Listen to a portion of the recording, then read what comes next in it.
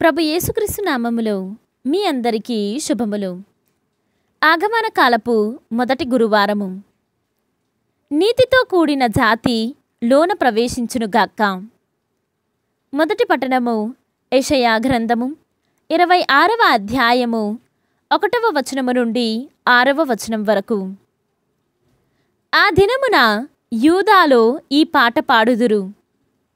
మాకొక బలమైన పట్టణము కలదు, ప్రభువే దాని ప్రాకారములను బురుజులను కాపాడును.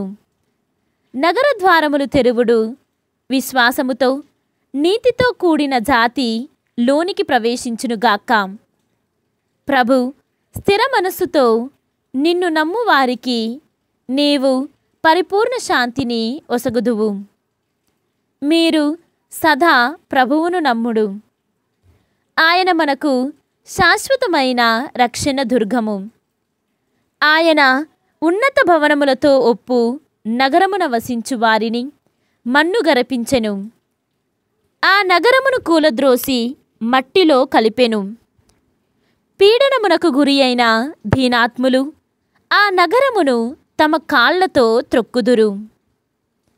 ఇది ప్రభువాక్కు. సర్వేశ్వరునికి వందనములు. భక్తి కీర్తన. ప్రభువు పేరిట వచ్చువాడు దీవెనలను బడయును.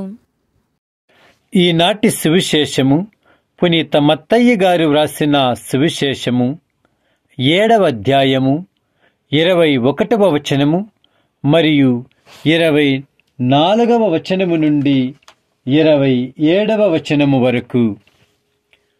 ప్రభు ప్రభు అని నన్ను సంబోధించు ప్రతివాడు పరలోక రాజ్యములో ప్రవేశింపడు, కాని పరలోకమందలి నా తండ్రి చిత్తానుసారముగా వర్తించువాడే పరలోక రాజ్యమున ప్రవేశించును.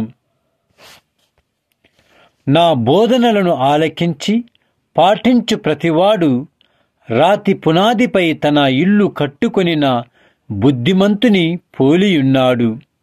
జడివానలు కురిసి వరదలు వెల్లువై పారి పెనుగాలులు వీచినను ఆ ఇల్లు రాతి పునాదిపై నిర్మింపబడుటచే కూలిపోలేదు. నా బోధనలను ఆలకించి పాటింపని ప్రతివాడు ఇసుకపై తన ఇల్లు కట్టుకొనిన బుద్ధిహీనుని పోలి ఉండును. జడివానలు కురిసి వరదలు వెల్లువై పారి పెనుగాలులు వీచినప్పుడు ఆ ఇల్లు కూలి నేలమట్టమాయెను. దాని పతనము చాలా ఘోరమైనది. ఇది క్రీస్తు సువిశేషము. క్రీస్తువా మీకు స్తుతి కలుగునుగాక.